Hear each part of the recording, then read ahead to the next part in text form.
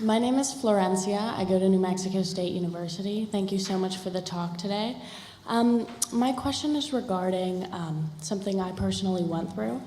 In high school, I was close to a girl who unfortunately had an abortion, and later on, I ended up asking her questions regarding the fact that I'm 100% certain she ended up making that decision because she felt pressure to, because the boy who got her pregnant made it seem like she didn't have an option when she had a lot of resources, including her family support. When I told that to her, she quickly spewed a lot of hatred and then blocked me, and I haven't talked to her since. And I was gonna say, is there any way to help people like this really understand how much they're being impacted by the men they choose to sleep with, and kind of the way these men somehow seem to justify their actions and make it seem like abortion is in their best interest when it's not? I think it's just the tale of as old as time, ultimately, is that men have been treating women pretty terribly for the vast majority of human history, and they're always looking for a way to get away with it. And I think abortion is just the ultimate cheat code to getting away with really what most men want, which is sex without any consequences. And so I think it's very hard to convince someone who is already with a man who's going to be treating them badly, is already going to be convincing them that abortion is really the only way out. We've got to be trying to have women growing up judging men based on attributes that actually matter, which is how well they treat other people. And I think it's very rare that these men are glorious, wonderful gentlemen, and they get someone pregnant, they suddenly turn into this kind of person. They're usually pretty terrible people to begin with. And a lot of red flags out there. We all have that one friend who's dating someone we can't understand why, right? And so I think a lot of that is about our culture elevating the right kind of people. And if you think about the kind of celebrities that young people grow up adoring, how many of them have had, multiple relationships, overlapping relationships, abusive relationships? And so I think it's down to each of us to expect more of ourselves, but also to try and elevate people who emulate the kind of values we want to see in our children. Thank you so much. Thank you.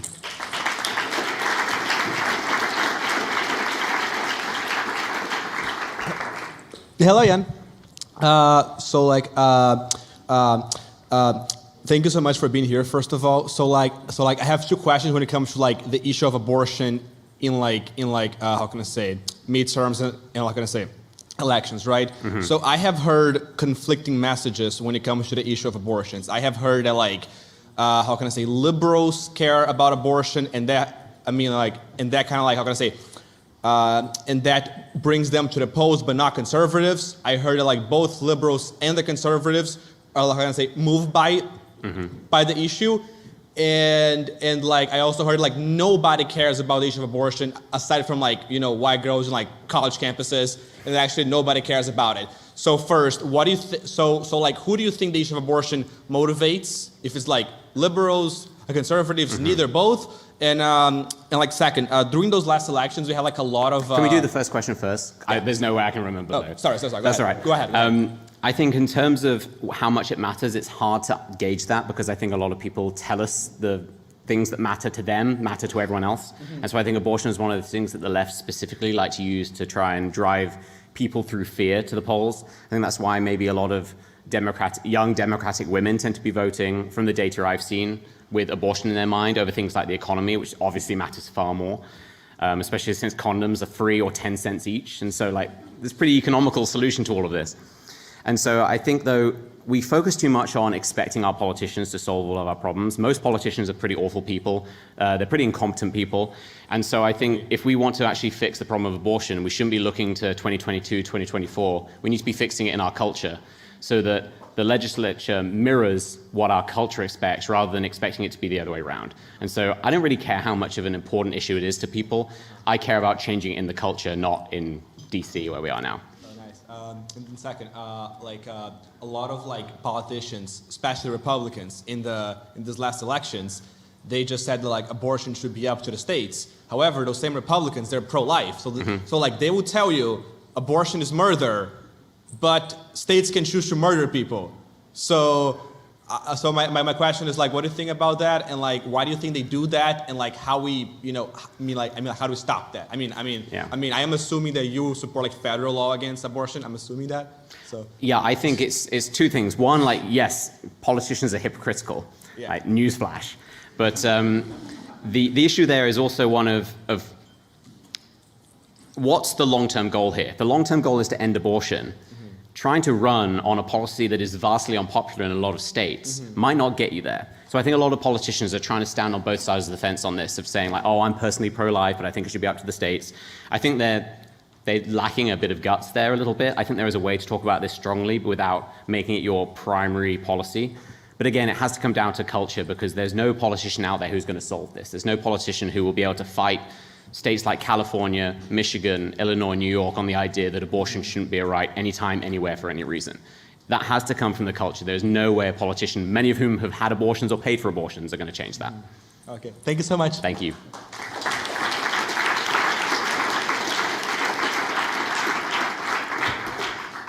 Hi. Hi. Vashton Smith from the University of Georgia.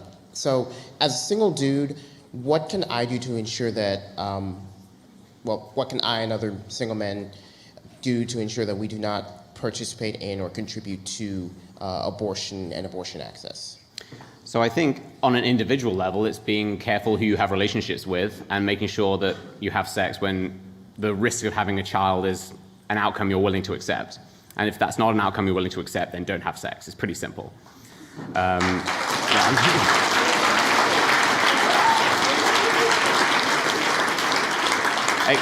Again, none of this is controversial. It's just biological reality. And so I think that's the one thing. And then broader is trying to step away from the idea that men can just be selfish and do what they want. I think that's really the opposite of what a true man is, in that you act for others, you protect others. And I think abortion is the ultimate destruction of that idea. And so I think if you can emulate that in other parts of your life, I think abortion will come with it. It's hard. It has to be really a collective effort against abortion. If you're not someone pushing someone to get an abortion, there's very little as a man you can do beyond trying to just change what a good man is and trying to make sure bad men aren't lifted up in society. So it is a little difficult, but certainly on an individual level, there's a ton you can do, is just don't get someone pregnant unless you're willing to bring up that child. Thank you.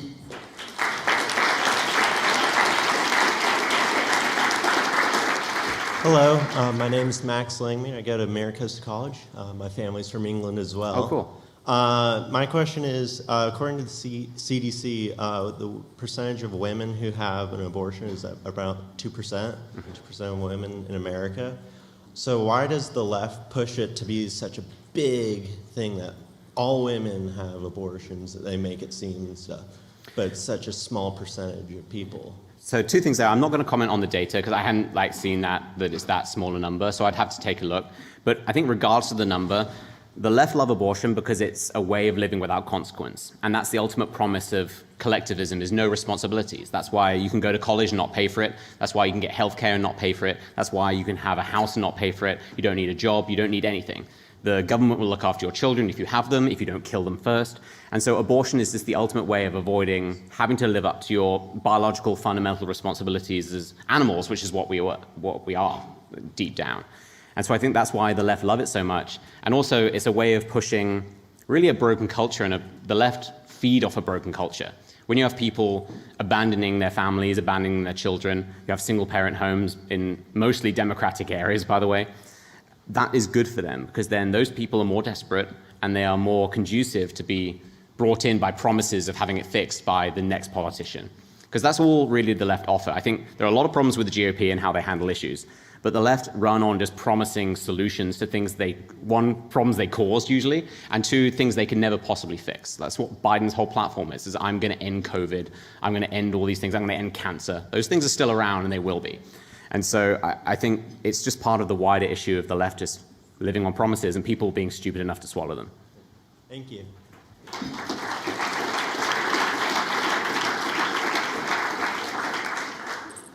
Hello, my name is Max. I go to the Catholic University of America. But my question is, where do you think we went wrong as a society, that we had a shift from if you got your girlfriend pregnant, then you would just marry her, to if you got your girlfriend pregnant, then you just go and have her kill her child so that you can get scot-free away? Yeah.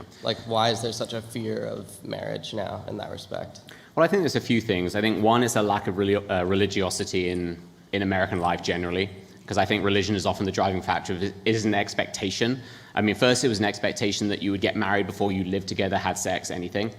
And so I think that has eroded. I think for some good reasons. I think that's going to be a little extreme for people in a modern society, but it's swung way too far the other way, where you almost don't have to do anything before. You can do anything you want before getting married. And so I think abortion is the sort of the ultimate endpoint of that, I would say. But in terms of marriage, there's also the flip side in that marriage has been devalued by our culture. There's really no value in marriage when so many people are getting divorced after such a short amount of time. And so I think we can't look at marriage as the solution if they're just getting divorced later on. Like, yes, that's better than killing the child, but what's better for the child is living in a two-parent household that's supportive, rather than, there's multiple degrees of badness, right? We shouldn't look at everything as if, okay, let's just end abortion and then our job is done.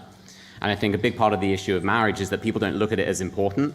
They also don't look at it as particularly valuable. But unfortunately, in our country, it isn't that valuable. It is valuable for people who follow a more traditional view of marriage. But for people it's more interested in having that picture of the ring on their finger on Instagram, having a party that costs an ungodly amount of money, and then getting divorced 6 months later and keeping all the gifts. That's how people look at marriage. That's how a lot of people look at marriage. It's more about the wedding. It's more about the engagement and all the number of parties people have prior to marriage for some reason. It's not about a partnership between two people who are committed to actually building a life together. And I think unless that's fixed, getting married doesn't solve the problem. I think the culture of marriage has to be fixed first. Great, thank you so much. Thanks.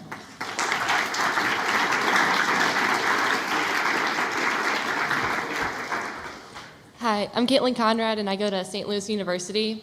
So when discussing the topic of abortion, oftentimes the option of adoption is not talked about. Mm-hmm. Why do you think this is, and how do you think we should go about approaching this option? Yeah, I think this is a hard one. From what I can gather from a lot of people I've spoken to who are trying to adopt, it's incredibly difficult. It's incredibly expensive. It takes forever. I think the idea that you should obviously vet people who want to adopt children. There's an obvious risk to just giving children away. I think the foster system has shown us that. But the fact that adoption is so difficult, I think, is really a scourge in our society. I think it should be as easy as possible to not abort a baby. And I also think that's something conservatives should be working. I know there's a lot of conservatives who work very hard on, but on the political level, it's something we just ignore. Quite often the criticism is you care about the baby until it's born. I think sometimes that's an unfair criticism, but sometimes it's kind of fair. There's a lot of people who's like, I don't care about the women who are desperate to make this decision, and so I'm not going to work to make it harder to adopt, to make it easier to adopt, for example. And there is an argument that you're not responsible for people's wrongdoing if you don't do something to stop it. But I think to some extent as a culture we can be. Just because we are not obligated doesn't mean we shouldn't. And so I think it's a problem of a lot of people like to say they're pro-life and shrug and walk off because they feel morally superior without actually trying to fix the problem, which is not only adoption, but just community resources for pregnant women, for example, making it easier for pregnant women to go to college, because people are always told, oh, you can do it. It's incredibly difficult. It's like if you have no support, if you have no one to look after the child, what are you going to do? Just leave it at home all day while you're going to class? It's just not realistic. And so I think a lot of conservatives need to be open about the actual issues that come with pregnancy and try and address those. So again, more of the reasons as to why people get abortions are taken away. Thank you. Thank you.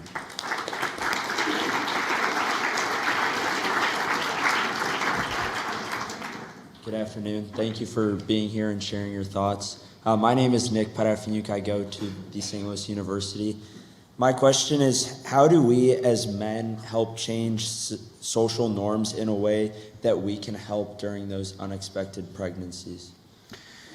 I think the answer to that is a very broad one of just which men do we emulate? Which men do we want our children looking up to be? And I think if you actually look at the kind of men people emulate, often it's professional athletes who sleep with a different woman every single city they go to.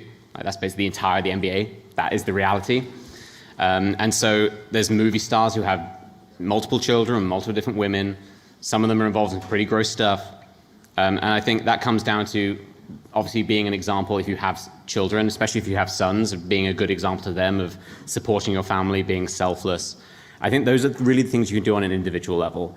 But it's very hard for me just to say we should have better role models. A lot of it is just why are we embracing so wholeheartedly such terrible role models?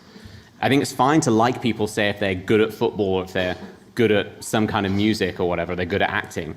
But when, as a society, we blur the lines between ideology and entertainment, and then we embrace people because they're entertaining and therefore just swallow all of their ideas. Like LeBron James is a spectacularly stupid human being. Kyrie Irving is spectacularly stupid.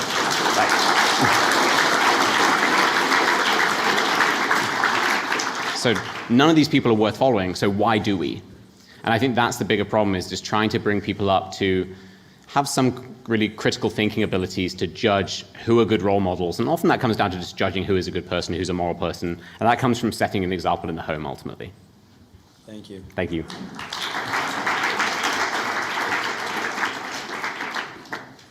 Hi, thank you so much for speaking with us today.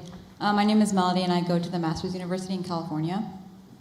I was just wondering, what would you recommend that we say to individuals that claim that banning abortions is just going to cause women to go about having them unsafely, like the coat hanger method or something like that? Yeah, so the answer to that is, should we ban murder or not? Because murders happen even though it's illegal. Like, the fact that the bad things will continue to happen is not ever a reason to argue that we should stop those bad things from happening. So yes, some women will get back alley abortions, unfortunately, but a lot of women won't. If you actually make it harder legally to get an abortion, some women will make the decision not to. And then the issue there is trying to address the situation beyond just banning abortion. Again, trying to make it more culturally disgusting to get an abortion, so a lot of women don't need to make that decision or don't want to make that decision. Again, that doesn't hold any weight for me when people say, like, oh, women will still do it.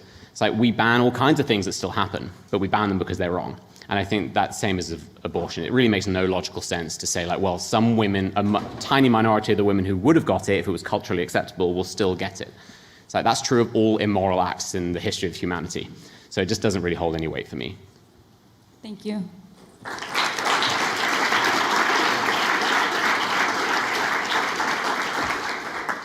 Hey, how's it going? Good, how are you doing? Not too bad. So my name is Tommy, and I attend the University of Southern Indiana. And my question is, obviously, like we've heard in your speech, like, it's so easy to own libs when talking about the facts with abortion. Like, whether you talk about Margaret Sanger founding Planned Parenthood, or like the suicide and depression rates that are super high in women who get abortions, abortion is just bad. But I think all of us being on college campuses have probably at least one friend who's like ultra lib and is ultra pro-choice. And I feel like anytime you find yourself in a situation talking about abortion, it's just like they kind of like lose it on you.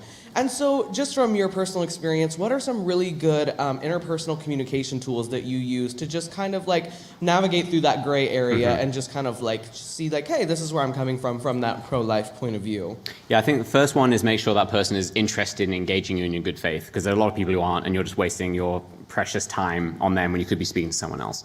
When it comes to speaking about abortion, as a conservative, the best way to do it is by asking questions. There are a lot of conservatives who want to just brandish their collection of facts and get in someone's face.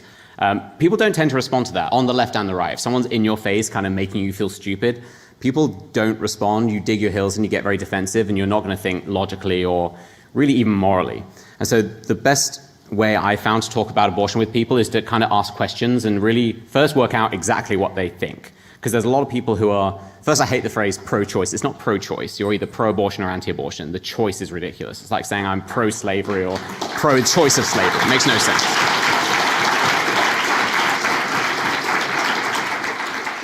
So once you move on from like, okay, you support abortion, then working out when and why, because none of that matters for a conservative. I think all abortions are wrong. But it helps you gauge what their sort of pivotal point of morality is. Because a lot of people, the vast majority of people think it's wrong beyond a certain point. Then you can ask why. Like, why is it wrong now, but a second ago it wasn't? And so by asking questions, you can really allow them to open up more in kind of a cynical way that makes it easier to change their mind, but it also makes them trust you more because you're letting them speak. And I think there's a lot of conservatives who aren't really as interested in letting the left speak as they are of owning them publicly. And no one ever changed their mind because they were owned publicly. And so I think asking questions, getting to understand exactly why they think the way they think, and then almost guiding them subtly in the direction of the answer, which is abortion is wrong. If they have any sense of morality, you can get to that point. It's not that difficult. If they think murder is wrong, then they'll end up thinking abortion is wrong. You just have to guide them there with questions. Thank you so much. Thank you.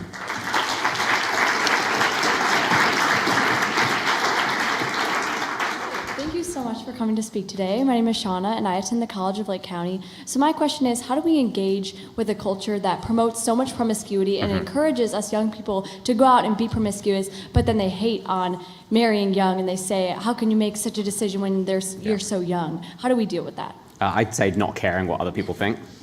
Like there's a lot of people who don't really care either way. I think, especially with social media, it makes it seem like a huge number of people feel a certain way. I'd say a lot of the country is either pro some form of traditional marriage, or at least pro relationships, like committed relationships. But the loudest people are always the people who are extreme on both ends. And so I think that's the problem, is it seems like the whole world is screaming you down. It might seem more elevated in college, because college is a place people are told just to go, have fun, do what you want, then settle down afterwards. Ultimately, doing something different, and unfortunately being conservative is often different in some of these environments, will always be difficult. Anything you do that sets you aside is always going to leave you open for criticism, or people making fun, or people bullying you. Ultimately, as adults, the power there is to not care. The second you realize that their opinion doesn't matter, it's very freeing. And I think it's not trying to expect the world to think something of you. I think if you're living a moral life and making moral decisions that are justifiable, that's not me just saying do what you want, screw the world. But if you're making moral decisions, I don't really care what a bunch of people in LA think about those decisions. And I don't think anyone here should too. Certainly. And what's a good way to help encourage those same people who are going out and being promiscuous to turn away from that way of life and to go pursue a serious relationship and get married? What's a piece of advice for us on trying to share that with others? Yeah. I think it's hard because a lot of people almost have to hit rock bottom with that lifestyle to actually realize something's wrong. There's either two ways people do it. One, they do ungodly number of things, and then suddenly they hit 40 and they decide to settle down and act like they didn't live a certain way. Or people have just a sudden moment of reckoning where they realize they're on the right track, or on the wrong track rather. I think the best way to do it without being almost a helicopter friend is just to try and show an example. Because ultimately you'll be happier for it. They'll see you think, oh, they're happy. What am I doing wrong? You're not responsible for everyone around you, and it's very hard to change everyone. People are going to make mistakes, especially when they're just approaching even things like sex so differently. It's very hard to convince someone that they might be wrong. But a good way of doing it almost passively is to show an example and show that you can be happier doing it. I think quite often people who are very promiscuous look at other people who maybe are celibate or in a relationship with one committed person or married or any of these things. They almost look down on them as, oh, they must be miserable. It's almost always the opposite. And so I think if you can actually show them that, or you introduce them to people who can show them that, that's a huge wake-up moment for them, I think, or at least it can be. Thank you. Thank you.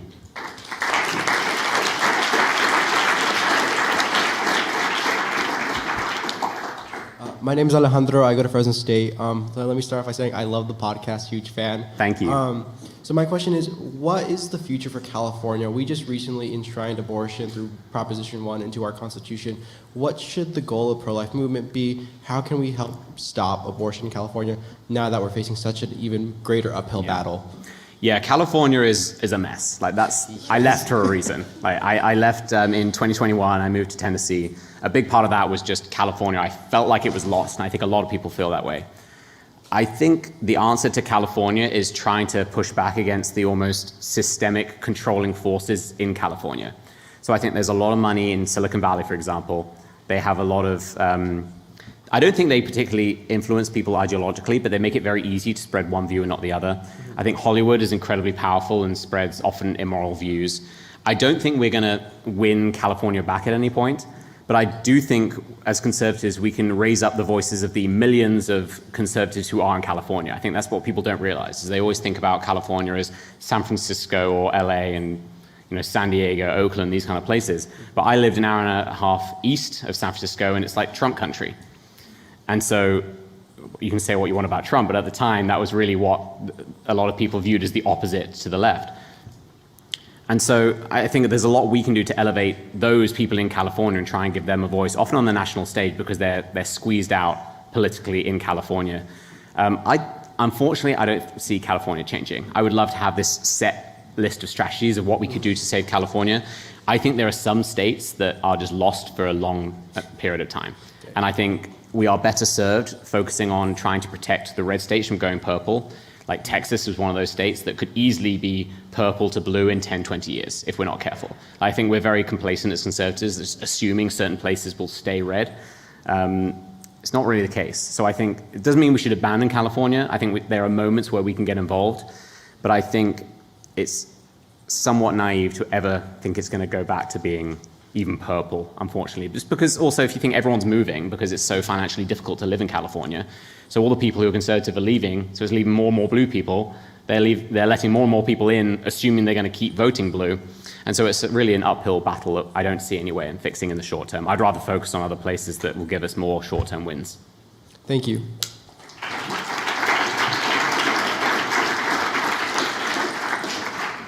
Hello, thank you for speaking with us today. My name's Caitlin, and I go to the University of Florida. My question for you is, what do you say to people that say that they're pro-life, but they would never stop someone else from having an abortion? Yeah, then you're not pro-life. Well, yeah.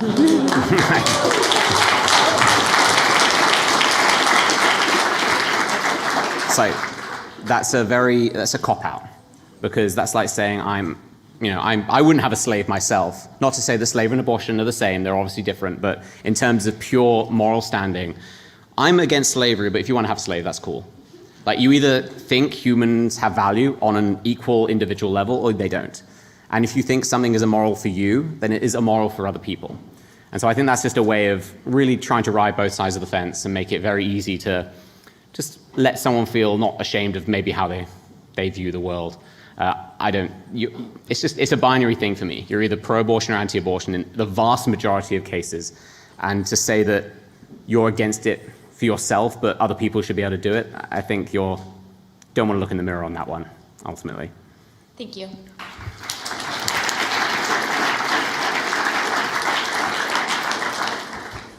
Hi, my name is Matt Walker, and I attend Liberty University. My question to you is, with conservatives being a pro-life coalition, how should we deal with conservative candidates such as Herschel Walker, who have been accused of paying for abortions? Yeah, I think not giving Trump the ability to nominate whoever he wants, because that's really what happened here, right?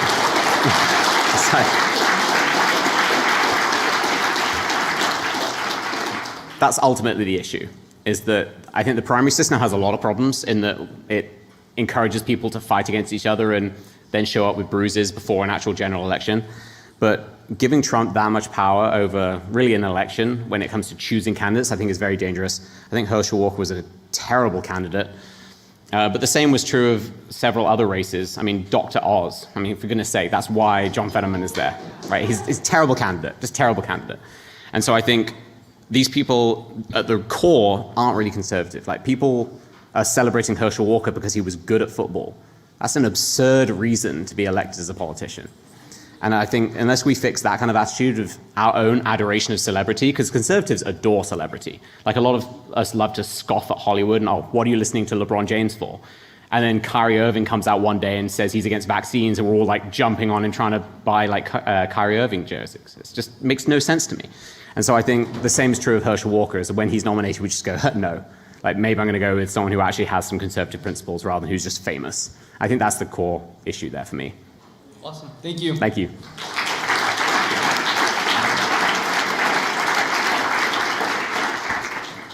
Hi, my name's Clara. I'm from Marian University in Indianapolis, and a lot of the conversations I've had with like far-right, like pro-life men, they always say that they're pro-life, but then rape is always like the exception for them. Like, and I guess their explanation is always that if I had like a small girl, like a little daughter, 14-year-old, 12-year-old, then I would want her to not go through the trauma of birth. And I don't know how else to appeal to them other than to tell them it's still alive. I guess, how would you approach that? I think that's honestly like the most difficult element of really the pro-life, anti-abortion movement, is that case. Because the vast majority of pregnancies are voluntary. You might not want them, but they're voluntary. And I think when it comes down to the moral issue of the fact that a pregnancy exists involuntarily, I think then you have a pretty decent argument on the mental health grounds as to why bringing that child to term could be hugely traumatic, and I'm not going to disagree that it would be. I think the issue comes of you've got two bad things happening simultaneously. Is that one, you had someone who was raped and is pregnant and didn't want to be, but you also have now a human that exists, and does that human have rights? And if so, where do we draw the line between that person's rights and the mother's rights?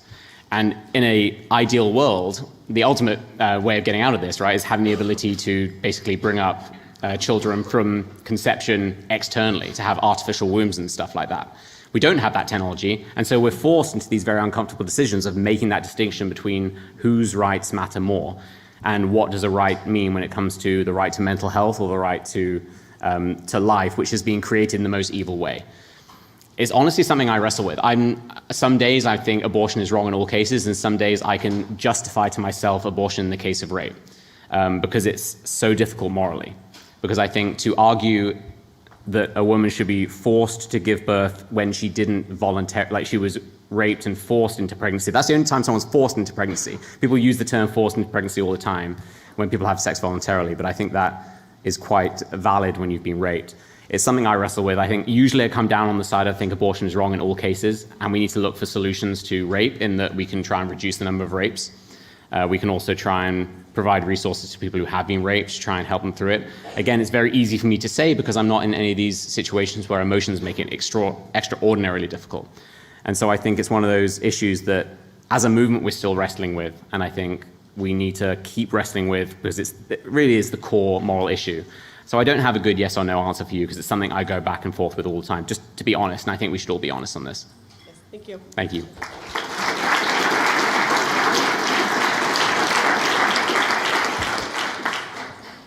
We have one last question.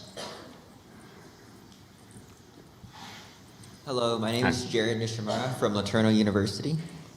You mentioned that today's society is a culture that's degraded down to a point where men and women are looking for a consequent-free relationship. However, our society was not originally like that. Where in history would you trace this downward trend? Like, was it just a casual slope, or was there like catalysts inside history? I think it's casual with spikes. So I think a big moment to me, I think, is in the 60s and 70s with third wave feminism, the idea that women and men are sort of equal in the worst ways.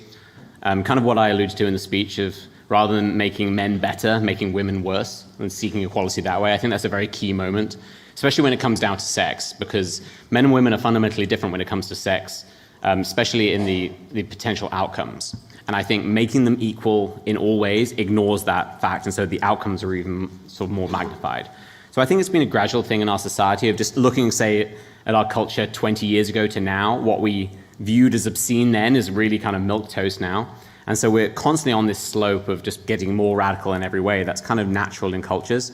But I think in the 60s and 70s, that kind of radical idea that men and women are equal in really the worst way, I think that was a real turning point for our culture that I think we need to address, because that's how we are at where we're at now in terms of men and women are the same. Men can become women, women can become men. Like that guy who's on TikToks, like X days as a woman, he's just putting on a dress and a silly voice, and that's what a woman is to a lot of these people. That's the key issue, is that's not what a woman is. And so I think until we address that, we're going to continue down that slide, unfortunately. Okay, thank you. Thank you. Thank you, everyone.